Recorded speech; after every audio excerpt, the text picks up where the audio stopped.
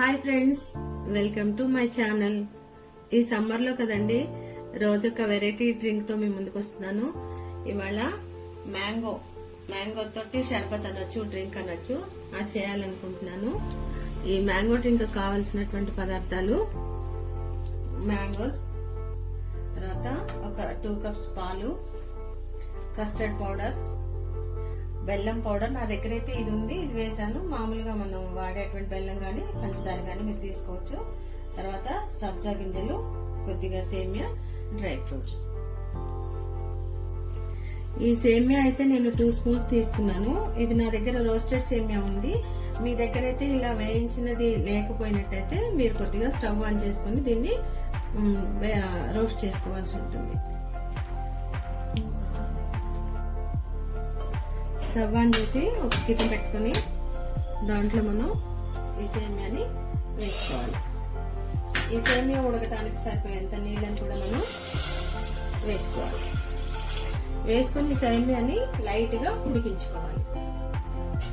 సేమియా ఉడికింది అనే గుర్తు కోసం మనం ఈ విధంగా ఒక సేమియాని తీసుకుని కట్ చేస్తే సరిపోతుంది. ఇలా 2 ముక్కలు అయితే సేమియా ఉడికినట్టుగా.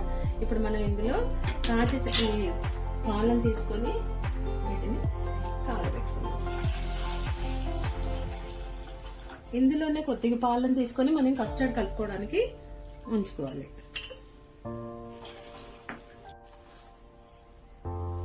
ఒక స్పూన్ కస్టర్డ్ పౌడర్ వేసి ఈ ఉండలవి ఏం లేకుండా నీట్గా మనం ఈ విధంగా కలుపుకోవాలి.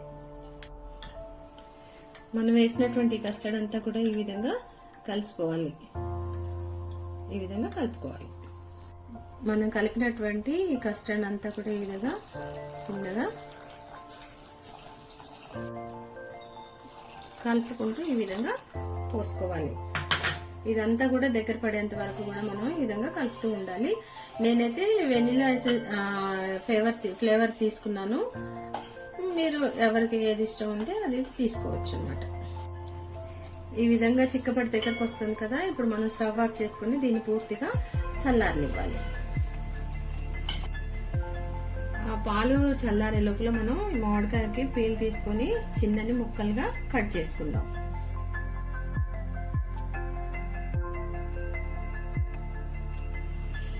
ఈ విధంగా మామిడికాయని ముక్కలు తరుకున్న తర్వాత వీటిని మనం మిక్సీ పట్టుకోవాలి. ఒక మిక్సీ జార్ లో వీటిని వేసుకుందాం. దీంతో పాటుగా మనం బెల్లం కూడా వేసుకోవాలి.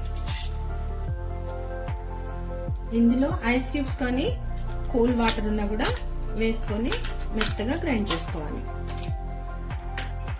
మనం ఇందాక కస్టర్డ్ వేసి కాబట్టిన పాలన్నీ కూడా చల్లగానే కదా. ఇప్పుడు మనం గ్రైండ్ చేసి పెట్టుకున్నటువంటి మ్యాంగో జ్యూస్ అంతా కూడా దీంట్లో వేసుకుందాం. వేసుకొని ఒకసారి అంతా కూడా కలుపుకోవాలి.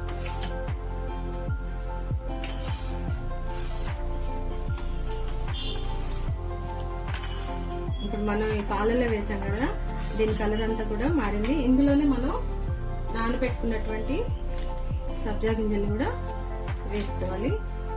తర్వాత డ్రై ఫ్రూట్స్ అన్ని కూడా వేసుకొని కలుపుకోవాలి.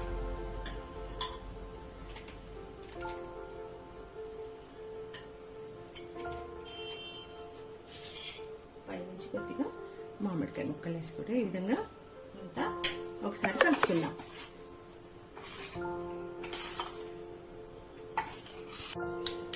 ఈ విధంగా మనం గ్లాసులో సర్వ్ చేసుకున్న తర్వాత పైనుంచి కొద్దిగా ఈ సబ్జా గింజలు వేసుకొని కొద్దిగా డ్రై ఫ్రూట్స్ కూడా వేసుకోవాలి.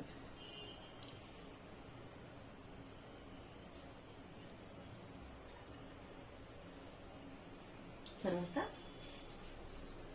కొద్దిగా మామిడికాయ ముక్కలు. ఇంతే అండి, చల్ల చల్లగా వేసవిలో మధ్యాహ్నం పూట తాగడానికి మీరు కూడా మీ ఇంట్లో ట్రై చేసుకోండి.